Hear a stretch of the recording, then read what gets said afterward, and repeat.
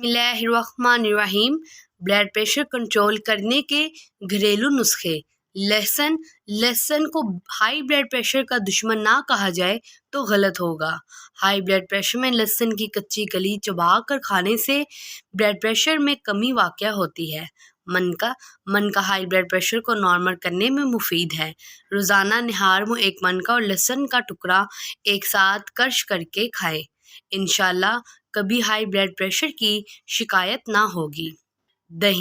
دہی وہ غذا ہے جو اپنے اندر کیلشیم کی بھرپور طاقت رکھتا ہے، اس لیے اگر دن میں 3 سے 4 مرتبہ دہی کا استعمال کر لیا جائے تو بلڈ پریشر جیسے مرض سے بہت حد تک بچا جا سکتا ہے۔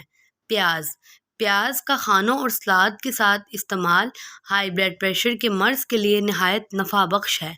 دار چینی بلڈ پریشر کے مرض کے علاوہ اگر مستقل کھانوں میں اس کا استعمال کیا جائے تو بھی فائدہ مند اور کولیسٹرول لیول کو برقرار رکھتے ہیں۔ Please subscribe my channel.